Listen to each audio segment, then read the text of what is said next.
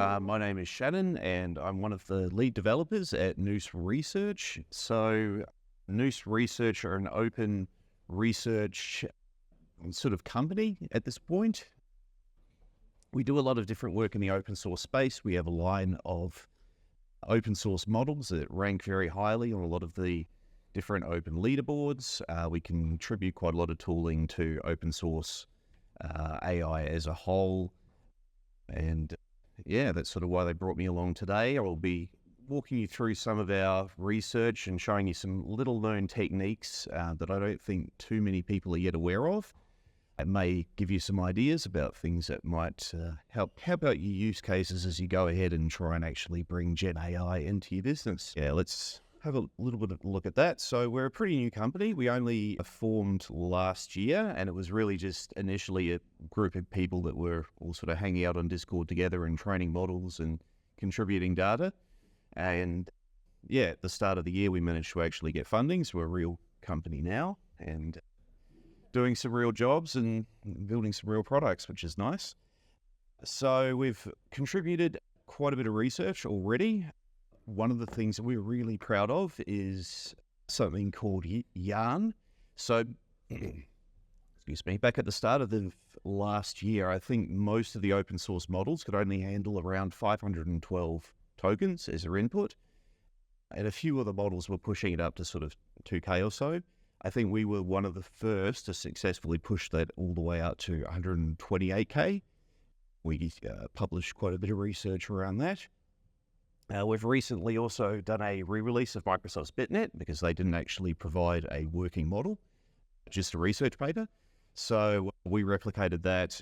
We've gone ahead and pre-trained a proof of concept, and we're going to be continuing with that as well. And we're also really pushing the envelope as well on synthetic data generation. We were doing that sort of early last year, and I think it's only sort of really now entering awareness in terms of how powerful that is and yeah, how important it is to model training to have really good quality data. Like data is absolutely everything. So, but yeah. So look, we're all about open source. All of our models are completely open.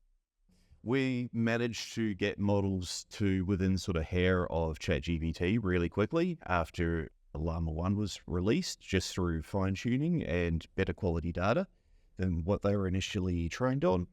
Yeah, we really think that it should be accessible to everyone. Open source is a long tradition in software development, and it's contributed a lot of key components to key systems that would be considerably less secure and reliable if they didn't have a large community behind them and the opportunity for people to quickly identify bugs, security flaws, all that sort of thing. So I think moving forward, we're going to see the same kind of challenges with AI. So having transparency around exactly how models are trained, exactly what their strengths and weaknesses are, and exactly what can be done with them is only going to prove to be more important as time goes on. So at the moment, we're sort of very reliant on a lot of these very closed source providers, and it can be very hit and miss. Even apart from security issues, just the fact that if they do an API upgrade or something like that, it can break half the systems that are relying on it. So, yeah. So it's not just sort of a very counter-cultural kind of thing to do open source either. There's a long history of collaboration between enterprise and smaller research groups. So Linux would probably be the greatest example of that. Linux has become really critical to most server infrastructure, and it would be nothing without that collaboration between enterprise and individual developers. So there's a lot of businesses that are already building their strategic positioning in AI around this. So Meta, Mistral, Apple, Google still contributes a lot of open source models. Microsoft themselves still put out a lot of really good research as well. So it's definitely a good option to keep in mind if it's something that can actually benefit your use case. What it does is it opens up the possibility for smaller developers and researchers to really push the boundaries forward without needing access to some of the really expensive compute that's sort of required to do pre-training. And from there can drop out a lot of new techniques that then find their way back into the actual enterprise pre-training pipelines. So I know that synthetic data, for example, was a big part of the Claude release by Anthropic recently. And that probably would not have happened without a lot of open source developers sort of pushing for a lot of the techniques that they use to scale that up. So, yeah. So obviously your core value propositions don't come from monetizing the models directly necessarily. Some companies, that is their revenue. But if it's not actually the source of your revenue, it's a value add that you're putting onto other services, then it's definitely worth keeping in mind. So, yeah. So in terms of performance, one of the concerns, of course, is that the closed source models just blow everything in open source out of the water. So that's not really accurate. Not anymore anyway. This is a little chart. This is actually already out of date. Llama 3, it should be at the top of that green line, sort of a little bit further up from Gemini Pro and Claude 3 Sonnet, which is incredible because that's a model you can run on a laptop. And it is beating ChatGPT from sort of this time last year. So I think the last 2 or 3 releases of ChatGPT or GPT-4 have continued to move ahead, but that gap is narrowing rapidly. And there's an upcoming release from Meta, which is probably going to put it neck and neck. So yeah, if you've got the infra for it, it's definitely worth looking at. Oh, and halfway down the line there is our little Open Hermes 2.5. That's actually our previous release, which was still a little under the GPT 3.5. I think our newer release is actually like sort of gone up neck and neck, and that's a very tiny utility model that you can run on just about anything. You run it on a phone, any environment you need really. So what are some of the advantages of this? Well, the main thing to me, so I'm ex-ATO from my last job. Data privacy was the big one. So can be a lot of compliance issues around transmitting your data, especially user data, to site. So in a lot of cases, you're going to be wanting something that's able to be run in-house on your own infra, possibly air-gapped, and you're never going to have any issues if you go that route. So it's just a matter of if we can get models that are competitive enough to actually make that viable for you. Censorship, and no, I don't mean in a political sense. There's a lot of use cases that the current censorship of the models, which is done through a technique called RHLF, actually remove them from, which are perfectly legitimate. So some that I know of personally and have heard sort of directly from people would include authors who can't actually edit their books because it's got a villain in the story. So ChatGPT comes back and says, no, I won't help you write that. All sorts of funny things like that. Psychiatrist who was unable to use it for patient note summarization. The other one that I heard, which was just the other day, was an energy company that were trying to implement GPT-4 as Claude as an email writer. And it started doing refusals because it didn't like the language in the emails. So so that's not necessarily a good thing. It's not a good idea to go deliberately inserting biases into models, is the moral of the story. There can be unforeseen downstream consequences of this. And you need your tools to be reliable. You don't want to have your email writer decide to give you a moral lecture on green energy halfway through a business day. That's not what the tool should be doing. So, and then obviously there's also just the range of deployment options. So with these smaller models, we can easily put them onto edge devices. So that includes things like drones, phones, sensors, suitable for remote sites if there's going to be any issues with internet connectivity. It could even just be a fallback in that sort of context. It also means that there's inference provider specialists that can actually just specialize in the hardware and run any model and actually outperform quite significantly the performance of the closed source models. So I know Grok, not the Twitter one, it's a different company. They can serve Llama 70B, which, like I say, is roughly GPT-4 tier. It's something like 300 or 400 tokens a second. So that's a pretty significant usability boost over just, a few words per second sort of popping up on your screen. You can do a lot with that.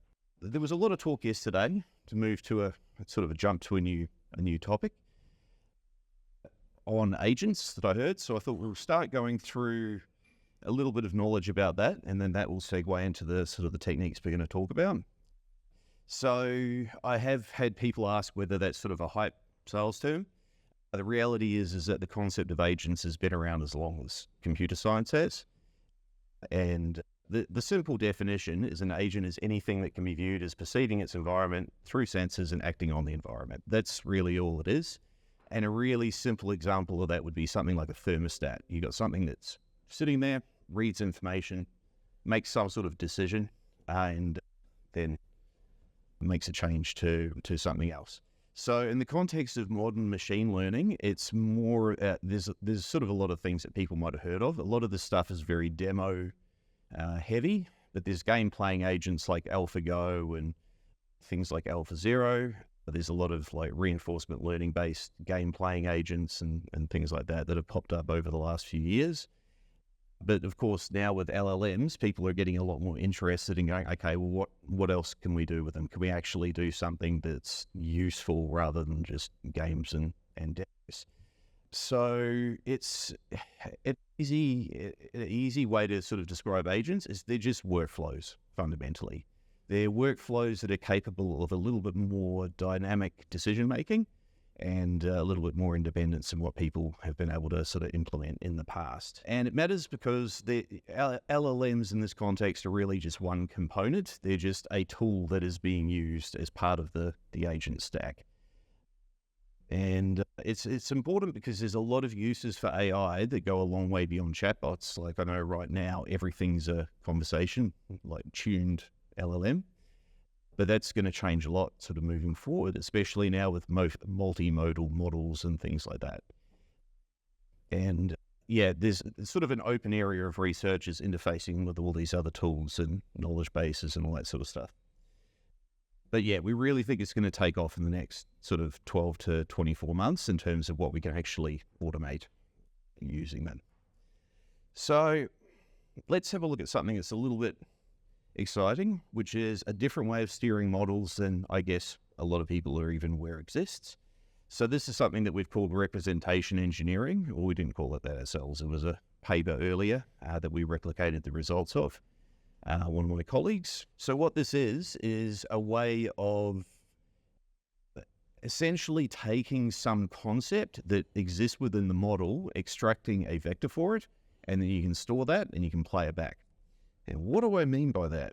I actually have a little notepad here for people. So here we are extracting this model's concept of honesty. Why are we doing that? Well, what we can do with this is, once it's saved, is we can play it back to the model or subtract it during inference and make the model more honest or less honest. And that can be a very important thing.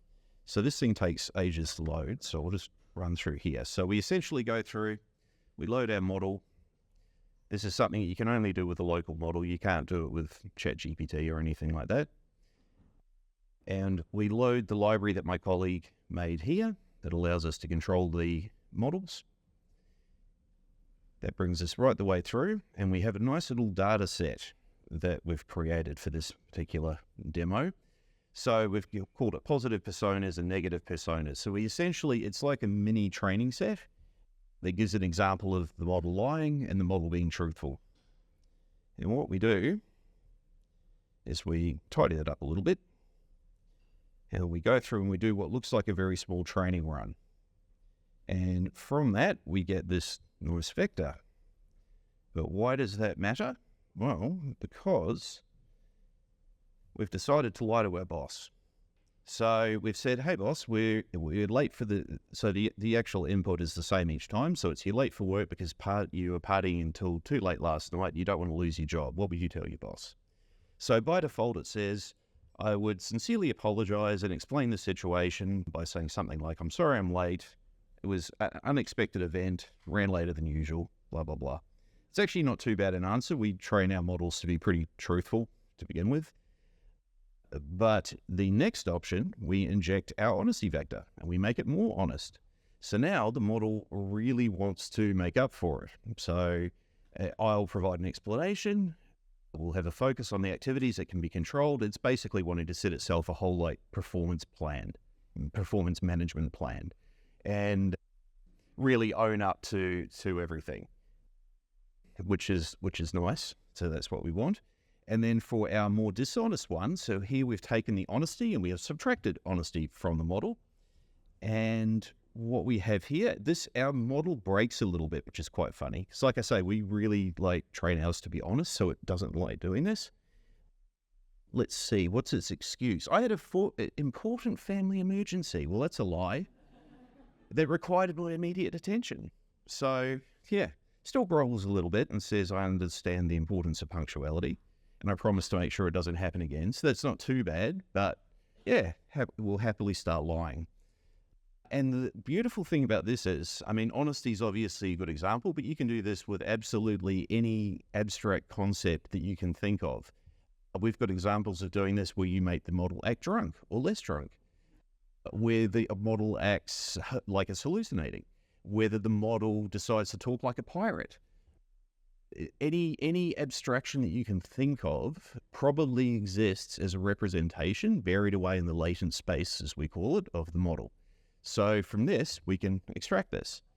And the useful little thing that you can do with this is different tasks also have control vectors that can be associated with them. So, for example, the really popular one that everyone loves is JSON. So, extracting some data from some text or something like that. So you can have the concept of extracting data better, essentially saved. And then when you prompt the model, you can play that back into it and it will further augment the ability of the model. Conversely, if it's consistently making some sort of mistake, you can try and figure out the control vector for that mistake and delete it outright and just suppress that behavior entirely. So yeah, so that ends up being a really nice way of steering models. It's a post-training thing that doesn't interfere with the base model itself. So depending on what you want to do, you can just have a full library of these vectors and do all sorts of interesting things with it. I know one idea that people have been playing with is, I don't know if you've seen it on some of the user interfaces for things like ChatGPT, you've got a temperature gauge. Well, you could have a whole bunch of dials for things like honesty and formality or all those kinds of things. So yeah, you just dial it up and down. Yeah, so that's representation engineering. There's a link there to a repository that goes into it in a lot more detail by my colleague, and I'll make available as well these notebooks to anyone that wants them after the talk. This next thing I don't really have a demo for. It's just a technique I don't think too many people are familiar with, which is called spin, which is a new way of doing another alternative to RLHF. So it's improving the model's quality after you've done a regular fine tune on it. So what's sort of been discovered is that all language models do learn some sort of internal preference model, which I don't think anyone consciously trained into them, but they do seem to learn it strongly enough. And what's nice about this is it means that you can have another training loop where the model self-improves to a certain extent. So you go through, you give it its own outputs, you get it to rank them and say which ones it thinks are good and bad. You retrain it on that, and you can loop that a few times and go for kind of a nice little bit of improvement there. But what's really important about that is just the knowledge that, okay, LLMs already contain a natural preference model. So that's information that'll be important later for agents. So keep that one in mind. And that's a really nice technique, by the way. We have replicated this internally, and yeah, it takes a lot of compute, but it's nice bit of improvement if you ever want to look into that. Next thing would probably be, okay, so let's put a couple of other pieces together. So what we need for agents is we need normally some way of doing data extraction. So we have our information that's coming in from the environment. We need to be able to take that. I mean, that can just be random English text in an email or something. So we need to put that into some sort of domain model or knowledge base. And then on top of that, we need to be able to make decisions based on that. So what tools are we going to call? So there's obviously a lot of people that are playing around with this, but one of the issues that we found quite early on is that LLMs are pretty unreliable. The JSON will often be badly formed. They'll make mistakes on calling the functions, but we have a tool for that. So let's go back to a notebook and have a look at this one. So this is a concept called conditional generation. So what we actually do is we increase the reliability of the model via this little things over here on the right, which I called BNF. Stands for back now form. So don't worry about that. It's not important. It's basically a little script, and it can control how the model outputs. So it becomes impossible for the model to produce invalid, malformed outputs. So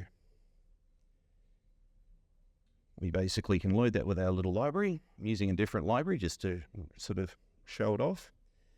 This one's based off a library called Llama CPP, which is a very useful little model. It's what allows you to run LLMs on all sorts of hardware that you didn't used to be able to.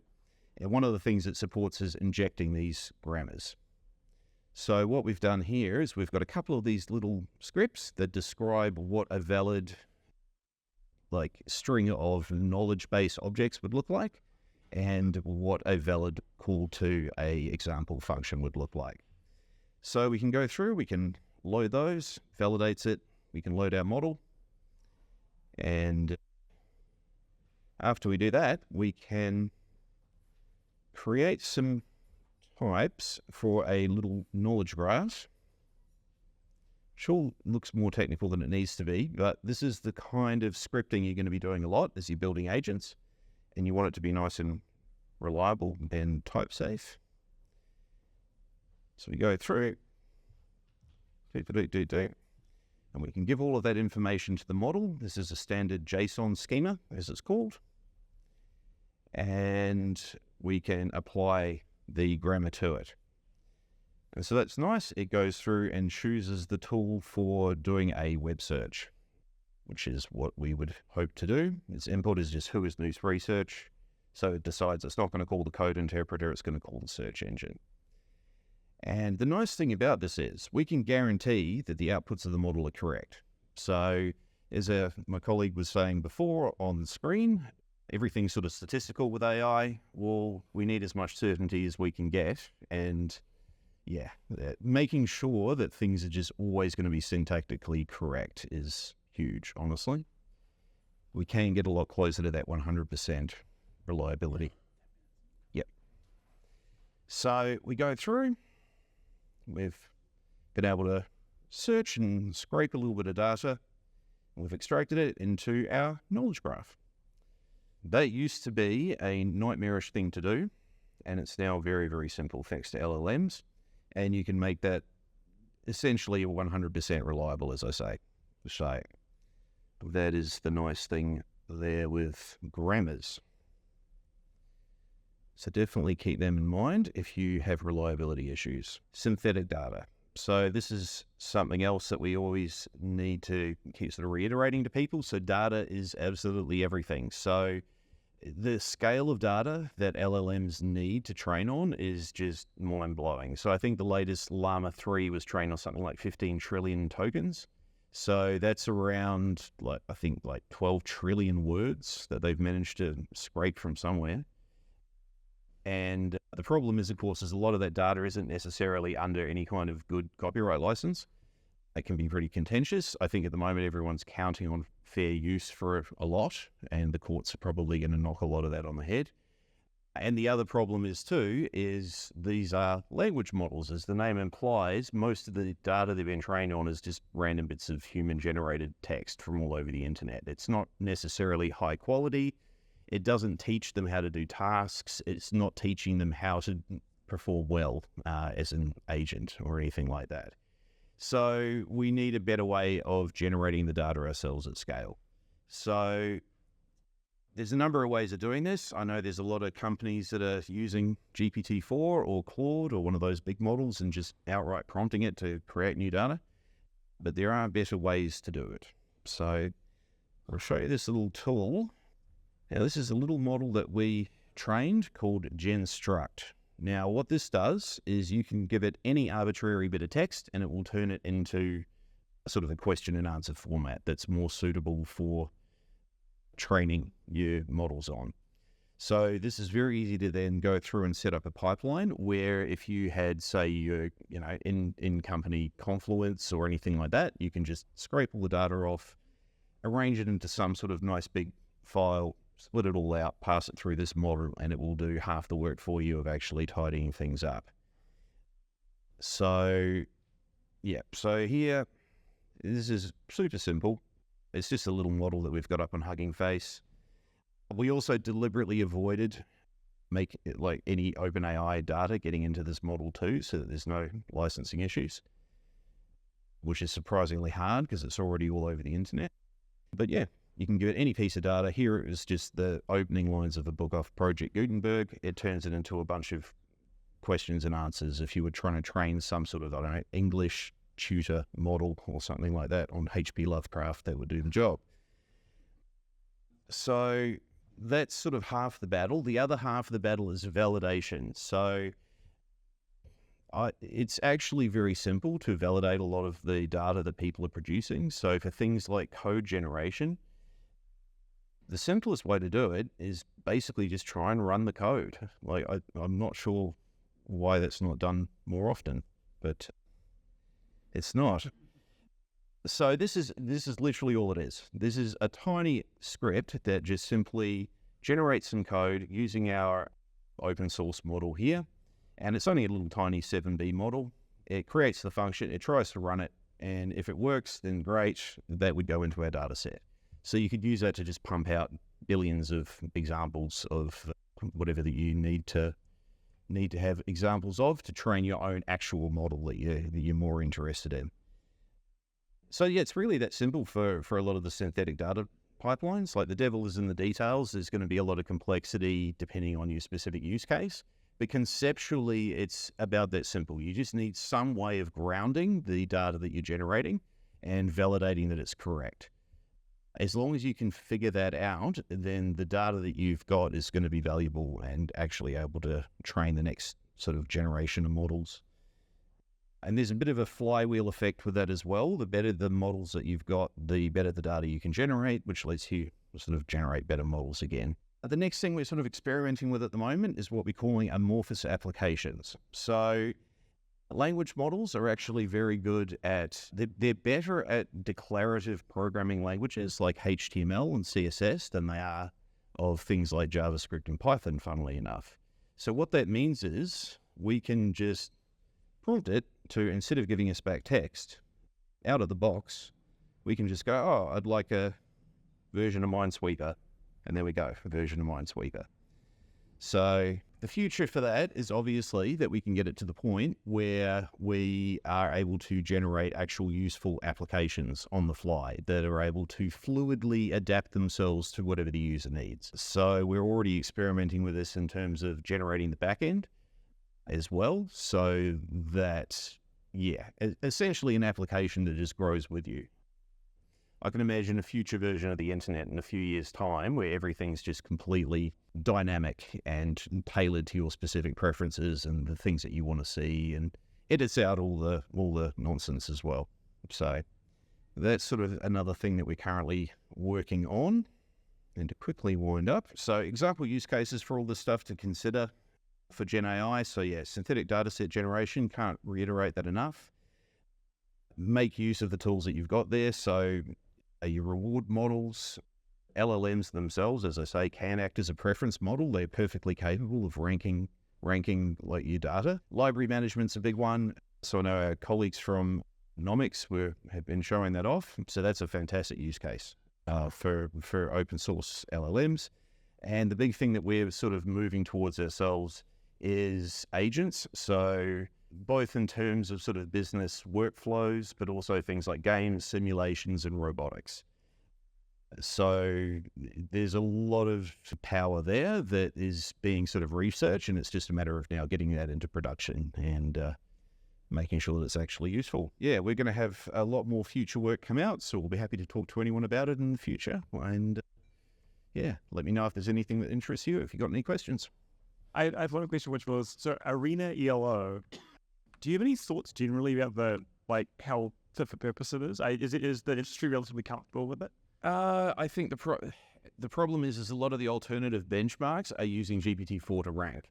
And I don't personally think that that's a very reliable way of doing it, as there's been a few papers that have shown that it will rank its own outputs and models trained on its own outputs unduly high versus other types of models.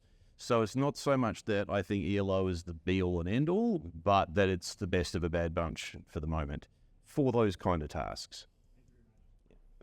Thanks, Chris. Thanks, Shannon.